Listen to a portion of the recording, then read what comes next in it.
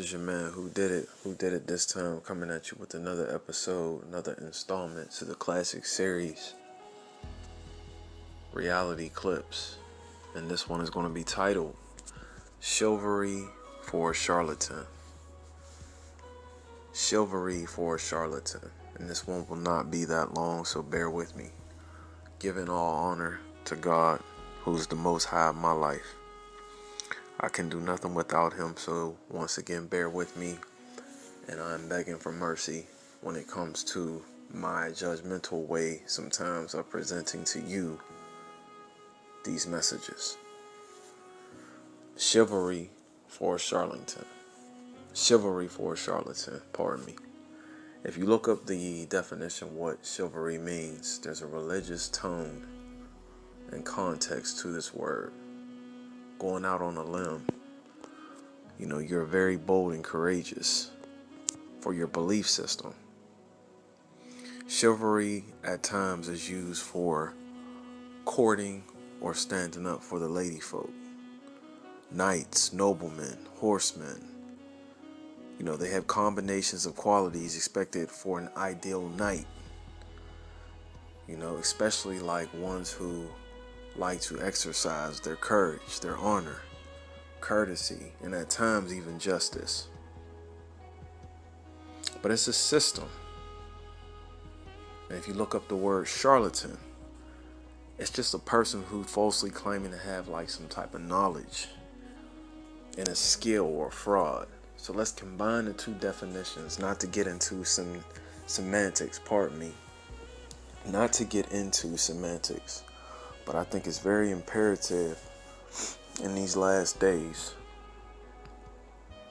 to make sure that you understand the combination of both things that are going on right now.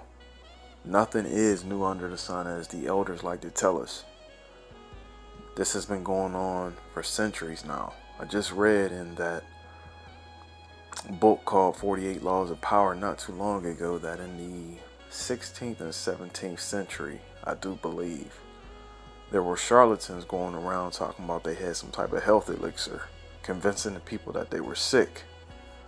Sound familiar? They would get on platforms trying to entice and heighten the mobs surrounding certain towns and cities.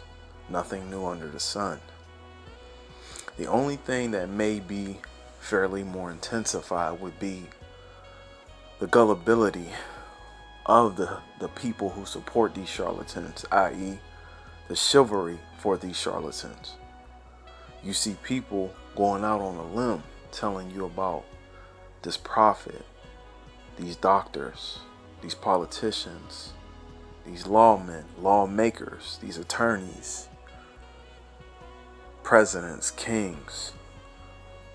Well, if you understand how history continues to repeat itself and how it's very effective to the sheeple, then you understand that their master plan is to make sure that you are demised, spiritually fractured when you leave this side of heaven.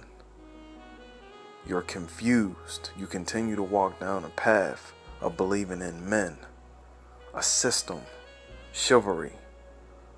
If you look at America and the Western world in this polluted, sick, teenage girl way of looking at things, because again, America, in my opinion, is of a female sort, listening to the ending vowel sound, America, and she's not that old.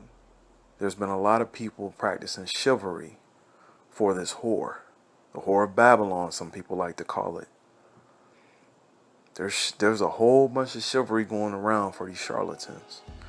Now, coming to a close, I just want to make sure that I inform you. Anybody, even the elect, can be fooled like the scriptures tell us. That's why you have to stay humble and ask the Most High to keep you in His grace. Ask for mercy. We don't even know when we're sinning. Sometimes subliminally we could be being pulled into jargon and all kinds of banter that has nothing to do with us or our King. So with that being said, just be careful being so honest and courageous for a system that doesn't love you. If you spot a charlatan, you don't always have to come at him so boisterous or her so boisterous, because there are a lot of females that are also taking pages out of the charlatan handbook. Don't practice chivalry for them. If you want to die for something and become a martyr, I'm sure there are things that you could do to become that. But you better be 100% right. Not that I condone or I'm trying to promote anybody to try to be the hero. The Most High has several different job descriptions that we could be following right now. As I said in my last video, some of you all are going to be prayer warriors. You're going to walk into the bee's nest and the lion's den and all kinds of pits of snakes. You have the gift of gab. You have the mindset to take these things head on. Some of you all are very quiet. You like to strategize in your office. You like to make sure that you lead people. The scriptures also tell us that, there was a disciple who kept asking Adonai, our master, how can I go about this when it comes to telling people who you are? And he kept telling him repeatedly, feed the people, feed the people, feed my sheep, depending on the variation or the version of scripture that you may have in your home or on your speaking device, cell phone. He tells you to continue to feed the sheep because the sheep will feed you back. Metaphorically speaking, if you have sheep, people used to eat them, and some people still do eat lamb. If you feed them, they'll feed you back. Well, the same thing goes when it comes to producing good fruit for people. You would like to think that some of them would be nourished and grow, and you'll see the harvest, and then it will make sure that it replenishes you and feeds you one day down the line.